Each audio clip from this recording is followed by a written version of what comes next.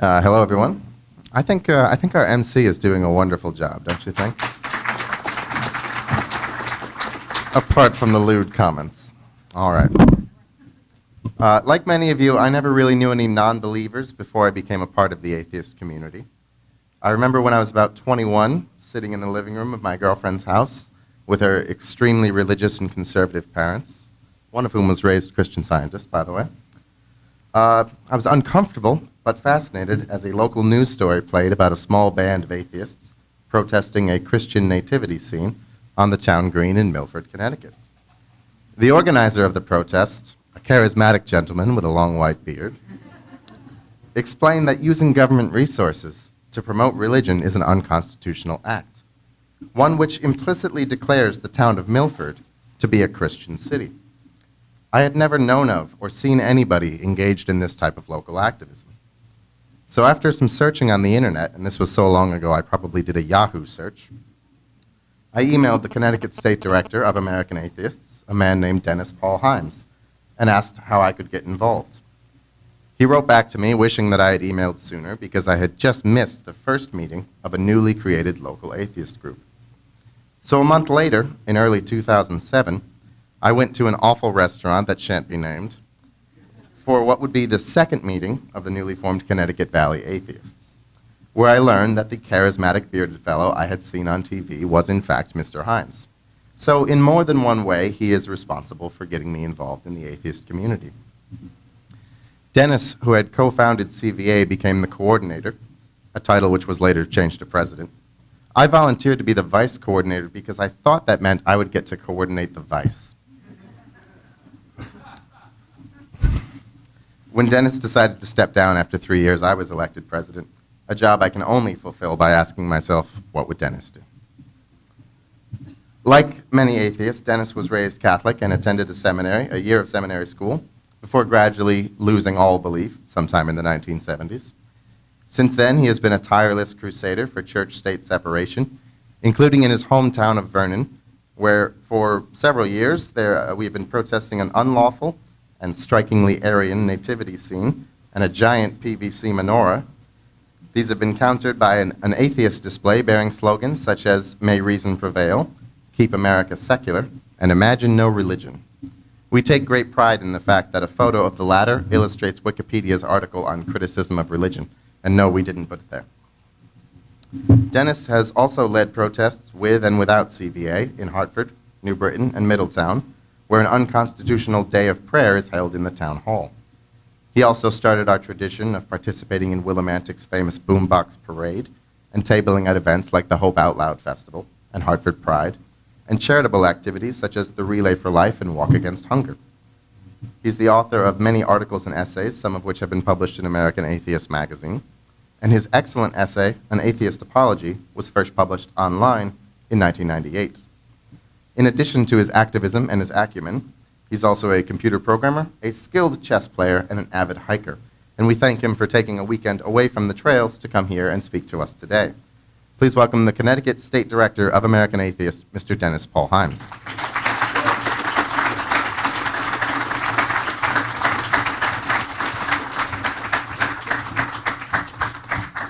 Thank you. Let me switch my glasses here.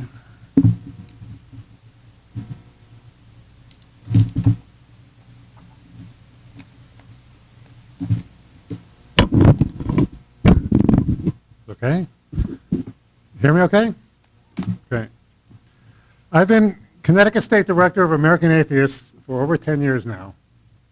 And every spring, I go to the National Convention and hear about how my fellow state directors in other states are fighting the teaching of creationism in schools, resisting the incorporation of religious sexual taboos into their laws, and helping atheists who are being driven from their jobs and homes for their ideas.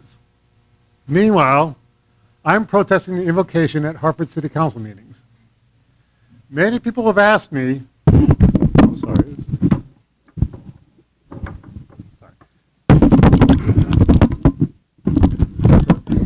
It's not as smooth as I.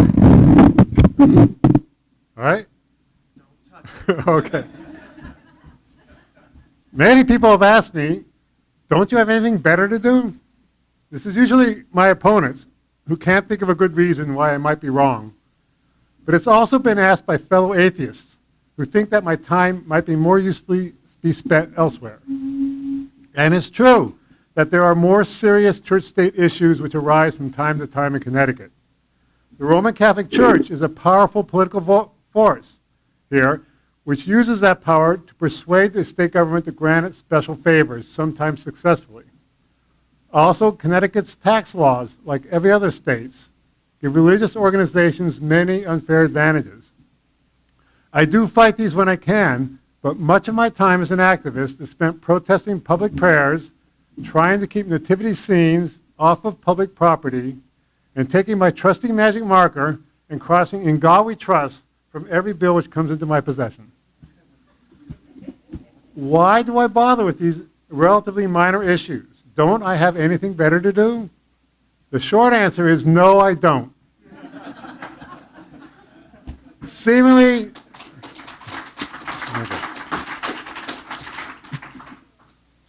trivial things such as prayers before opening a city council meeting are merely the current battleground in a struggle which has far-reaching consequences for the society we live in and the world at large. Prevailing in those battles will have much greater effects than just eliminating the immediate violations of church-state separation.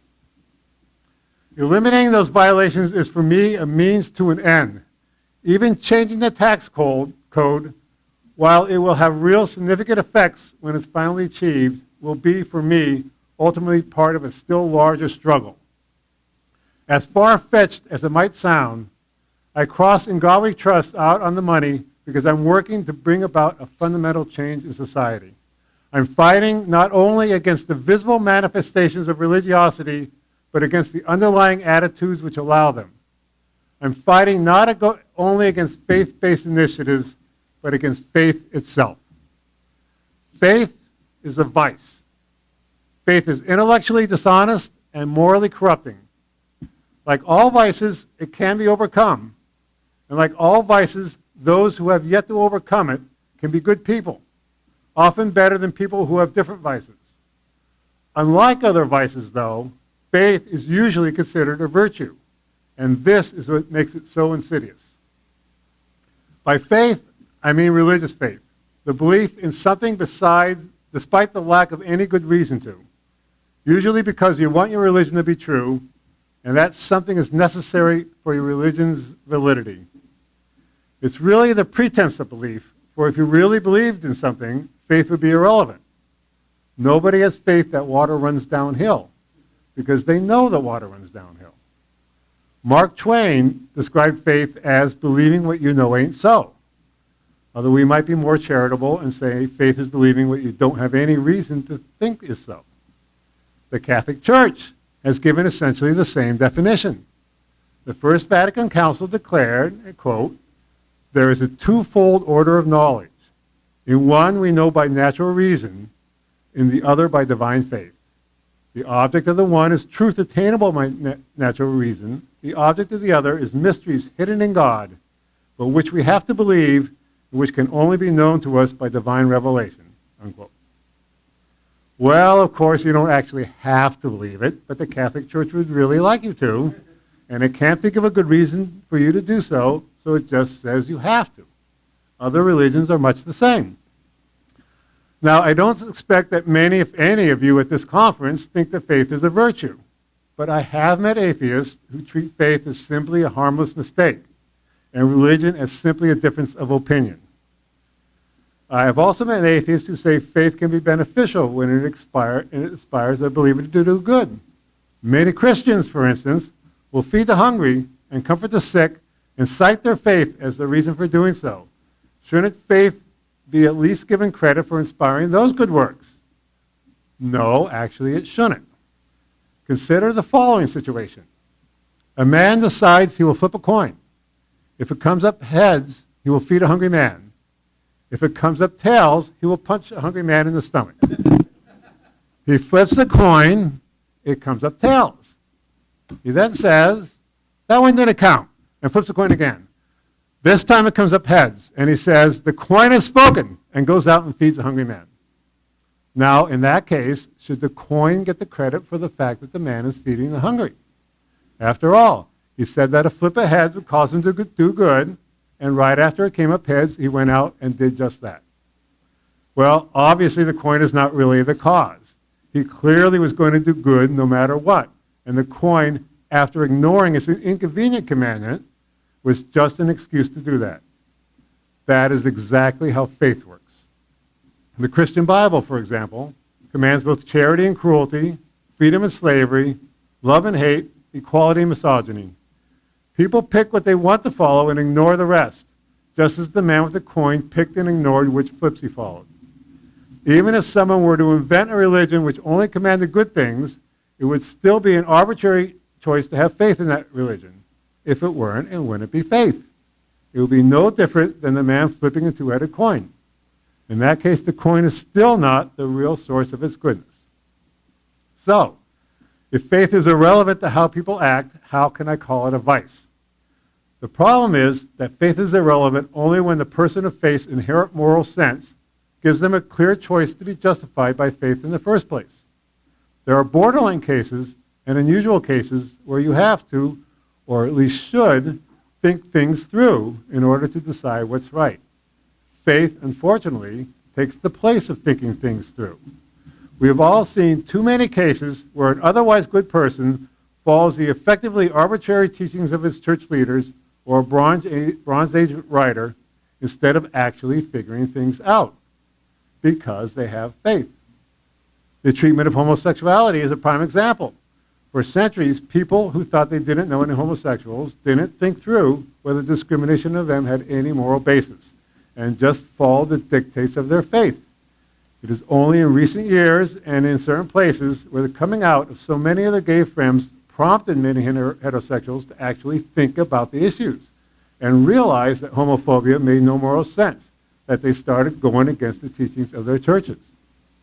Not surprisingly, many of them do so by again picking and choosing biblical passages, in spite of the fact that the Bible's few teachings on homosexuality are all condemnations.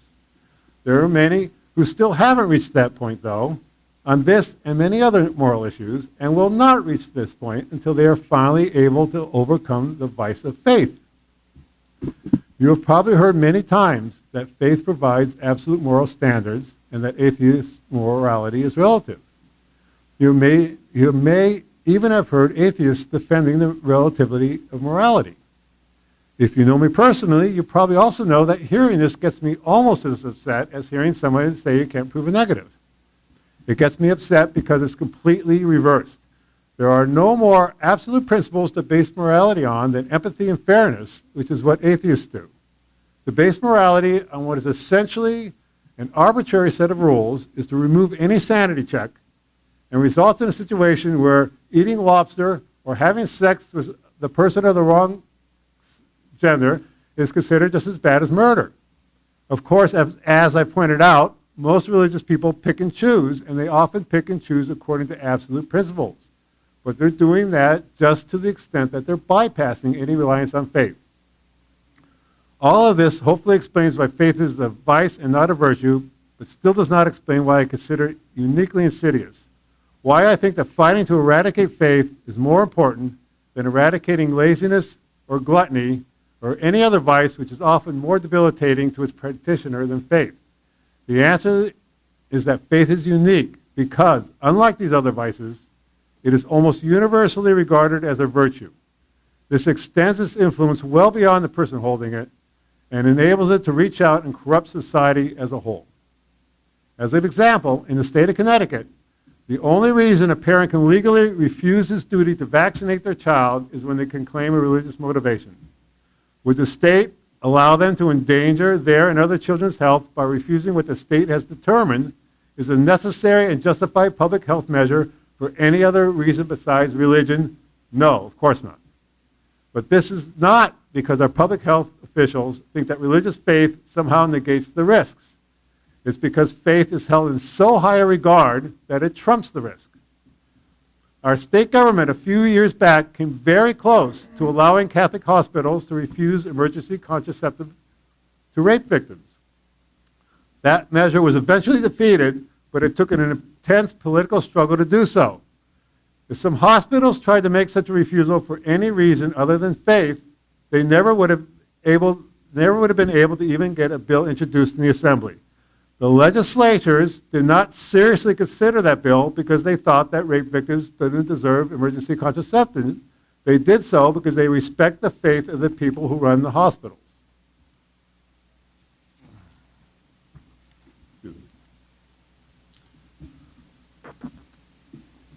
In 1993, the federal government passed what is called the Religious Freedom Restoration Act.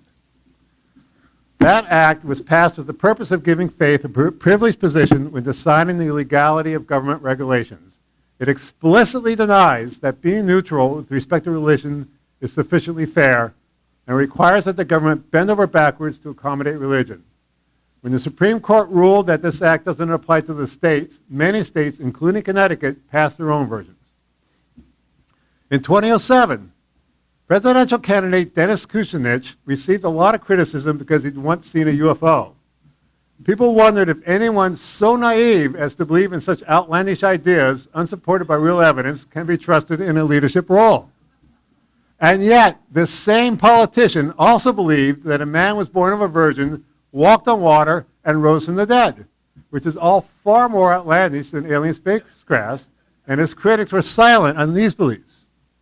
That's not because his critics believed that lake water surface tension being strong enough to hold a human body is less implausible than ships crossing interstellar space. It's because those beliefs were based on Kucinich's faith. Respect for faith is so ingrained that when an indisputably evil act is done in its name, the response is to deny that it's really faith. So we had the bizarre situation after 9/11 when the President of the United States declared that Al-Qaeda's beliefs is not true Islam, as if George W. Bush had a reputation as an expert on Islamic theology.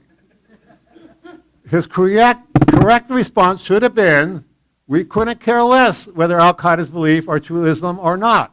We will fight with all our resources any belief system which justifies the murder of American citizens, and the fact that it's a deeply held faith doesn't matter to us one bit. We also see the effect of faith, free pass, in our day-to-day lives. There are a lot of people who, if a friend of theirs said something non-religious which didn't make any sense, would say, that doesn't make any sense.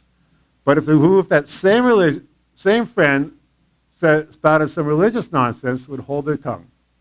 There are people who support and expect equal treatment between genders in their lives who would give a free pass to a man who expects his wife to be subservient if that man and his wife belong to a religion that teaches that wives should be subservient.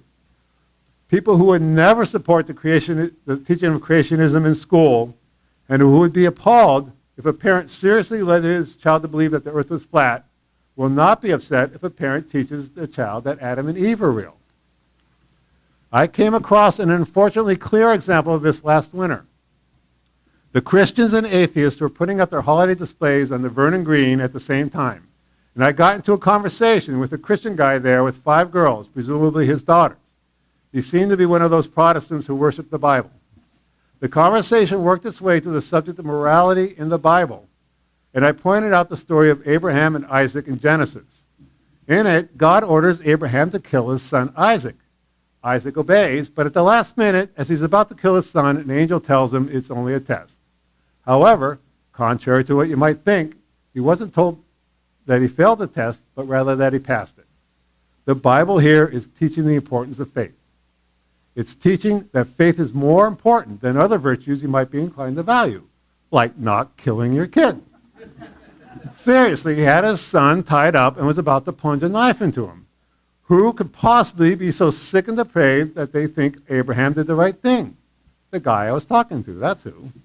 What really got me, though, is that one of his daughters started telling me how Abraham passed the test and did the right thing.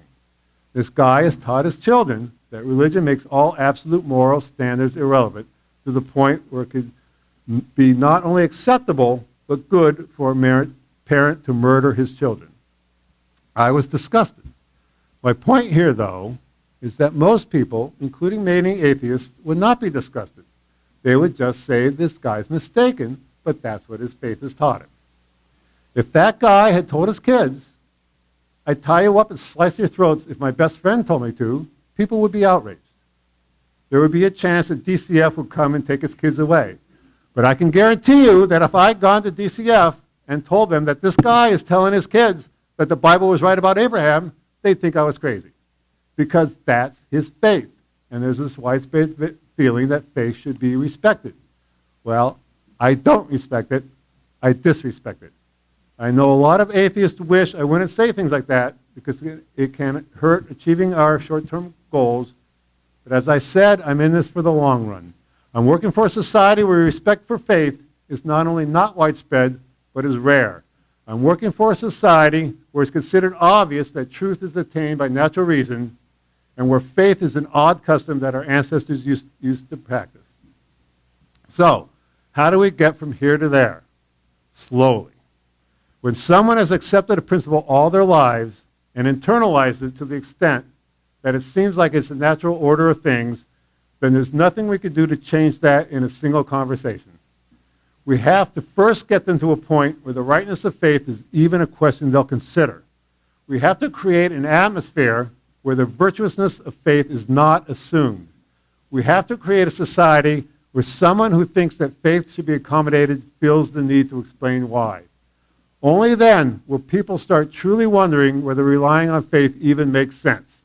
They will start figuring things out, and that's the key. When people try to figure things out, they sometimes make mistakes, but the overall tendency is to go with what actually makes sense.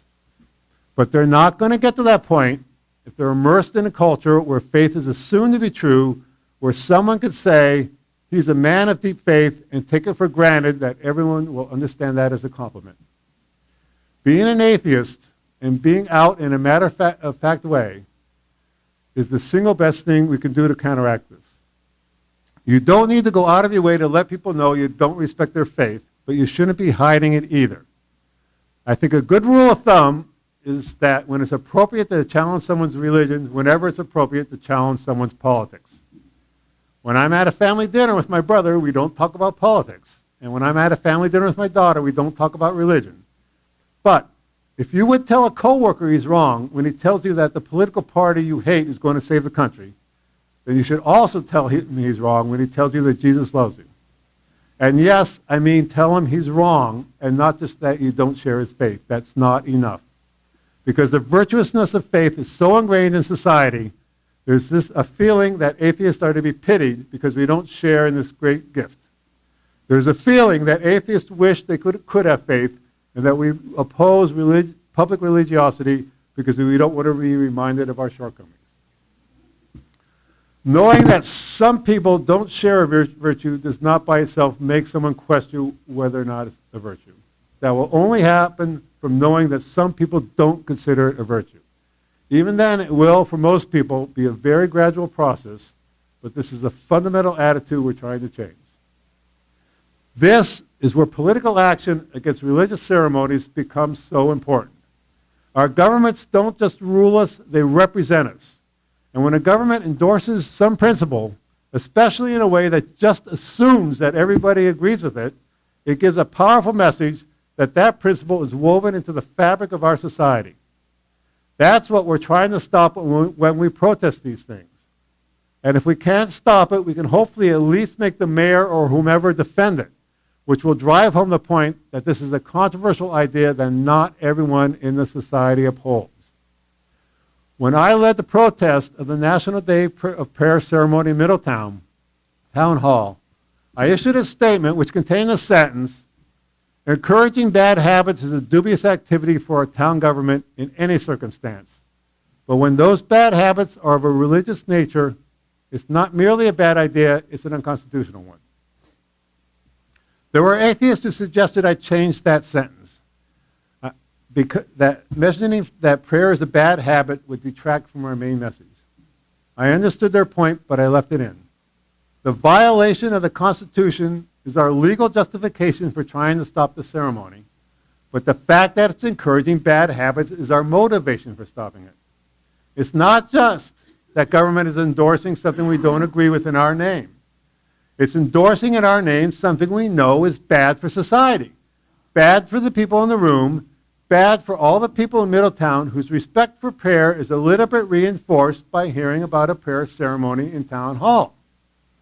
Now, I know that reading my statement is not going to make anybody say, oh my God, he's right, prayer is bad. But I'm hoping someone will read it and think, what's he talking about? Of course prayer is good, isn't it? And that's the start. And let me make it clear who the target audience for these protests are. We're not trying to convince the people who came to Middletown Town Hall for the National Day of Prayer. They're the last people who are going to be convinced. Our target audience is the guy who opened the Middletown Press the next day. And instead of saying, oh, they had a prayer ceremony at Town Hall, that's nice, said, some atheists protested a prayer ceremony at Town Hall. What are they so upset about? I'm not trying to directly convert people to atheism. Not because I don't think that would be a good thing. I do. And I will take the opportunity to plant seeds of doubt if the opportunity arises. But I'm convinced that that is not how we are going to change society. Society will be changed by changing the terms of the debate. Society will be changed when people realize that for religion to be worthy of respect, it has to earn it through reasoned argument. And reliance on faith is an admission that it has failed that. And it's up to us to make that happen. And by us, I mean people in Connecticut and other liberal states. The realignment of society's attitudes about faith is not going to start in Alabama and spread north to New England. Activists in Alabama have their hands full with issues we no longer have to worry about. That does not mean our job is done and we can relax.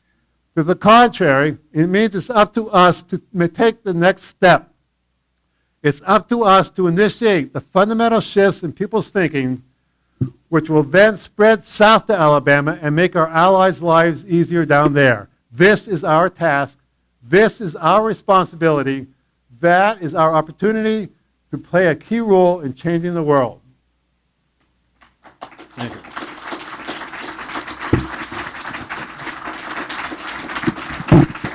And I hate to say it, but you're not going to change the world with atheist pub night or atheist sushi dinner.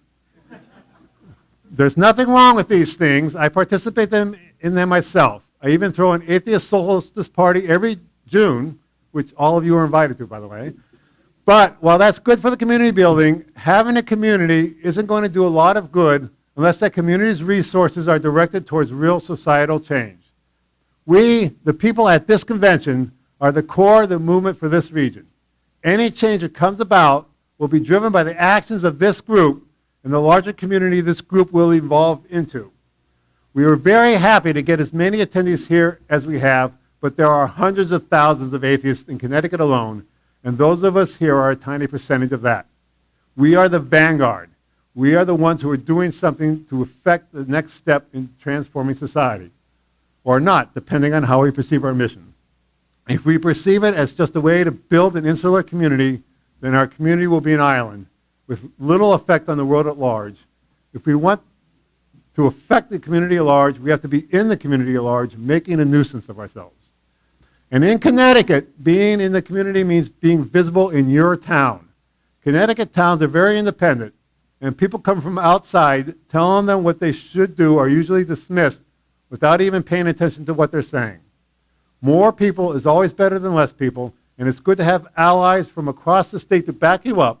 But when someone steps up to the mic to tell the town council why what they're doing is wrong, it's much more effective if that someone is a citizen of that town. I've had people come to me and say, they're praying at town hall, you should do something about that. And I answer, we should do something about that. You testify to your council, and I'll gather my troops and back you up. And they say, oh no, I can't do that. Well, in some cases, the person really can't do that because they might lose their job. That happens even in Connecticut. But in most cases, when people say they can't, when most cases people say they can't, they really can. They just don't want to deal with the hassle. They don't want to deal with the pushback. But you know, we're never going to change anything like that. If you're not in danger of losing your job or home for being politically active, and you're still not, then you're throwing away the advantage of living in Connecticut, Massachusetts, or New York. Our advantage is both that we have a head start in creating a faithless society and greater means for doing so. We don't live in a secular paradise, far from it. And to sit back and say, thank Madeline we don't live in Alabama, and use that as an excuse not to improve the place we do live in is frankly a waste. We can do so much here. All it takes is years of incremental change over many generations. And I know that makes it sound difficult and frustrating, and sometimes it is, but the important thing is it's possible. I chose this subject for my talk today because I need your help. You need each other's help. Atheists who are not here need your help. Your grandchildren who might live either in a society ruled by faith or in one ruled by reason need your help. Help. I need you to come to me and say, Dennis, my town city council starts each meeting with a prayer. I want you to organize a protest, and I will be there with you to testify before the council and tell them why what they're doing is wrong. And I will be there with as many fellow atheists as I can, and most people at the meeting will say, what are those crazy atheists so upset about? But some of them will say, maybe they have a point. Let me think about this. And when we get people to say, let me think about this, we are changing the world. And no, we don't have anything better to do than that. Thank you. Thank you.